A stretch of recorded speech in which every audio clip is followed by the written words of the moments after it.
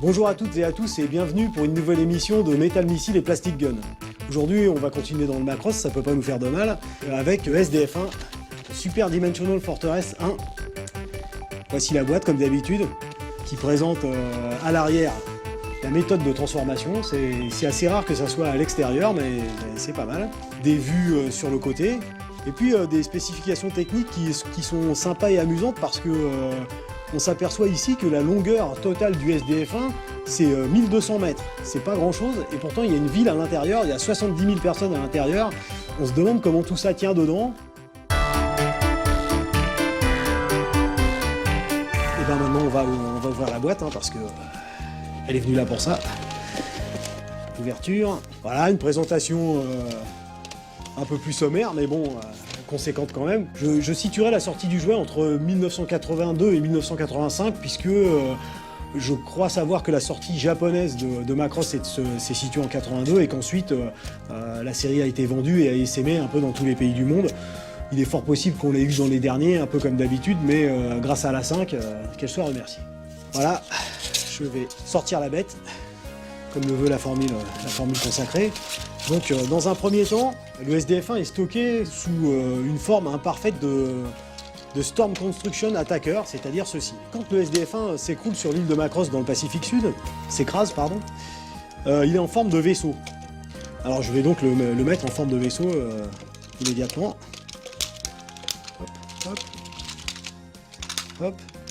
Une fois de plus, une two-time transformation, vous pouvez constater que ça se fait très très vite et c'est appréciable. Vous écartez la tour de contrôle du radar principal, et voilà.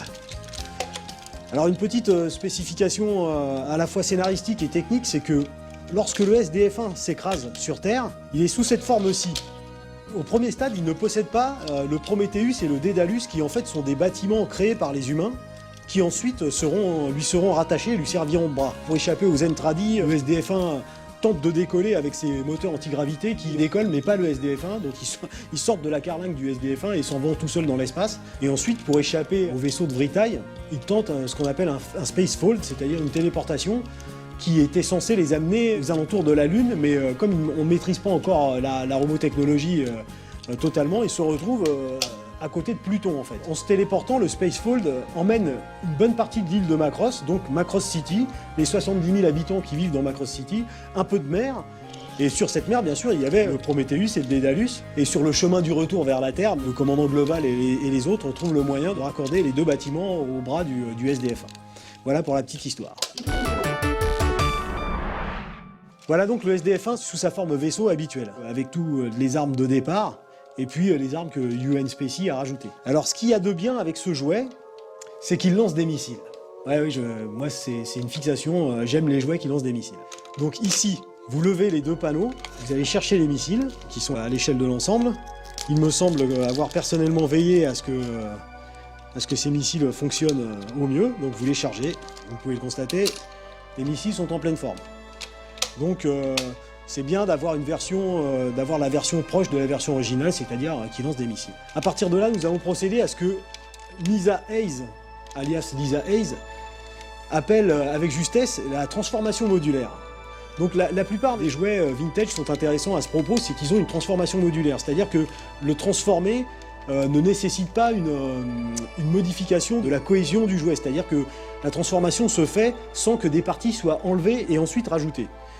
Alors comme vous allez pouvoir le constater, je referme les trains d'atterrissage, hop, je mets les rails canon vers l'arrière, je retourne le corps, hop, je resolidarise la tête, les bras, voilà le Daedalus et le Prometheus, j'allonge, une petite sortie de torse histoire d'élargir la silhouette générale, et nous avons le Storm Attacker Construction.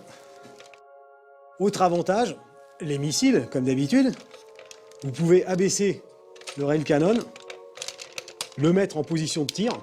Autre chose sympathique, c'est que la boîte inclut des petits fighters, des petites Valkyries et autres avions qui sont développés par l'UN Spacey au départ, notamment celui-ci qui n'est pas censé se transformer, je crois qu'on le voit dans le deuxième ou le troisième épisode de Macross. Et ce qui est intéressant, c'est qu'il y a des rampes de lancement sur les bras, donc vous mettez la Valkyrie dedans, achat, elle décolle.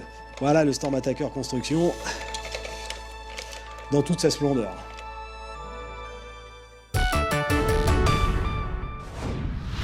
Voilà, bon, une petite précision quand même, je pense que ce jouet est un bootleg Hong Kong, ce qui, après tout, est un bien, puisque c'est ce qui a permis qu'il parvienne dans son intégrité, c'est-à-dire avec les lance-missiles jusqu'ici. Je pense que si on avait eu une distribution officielle de la version américaine, on n'aurait ni les missiles, ni le lancement possible des petites Valkyries. Voilà, alors n'oubliez pas, les jouets sont quelque chose de beaucoup trop sérieux pour être confiés aux enfants.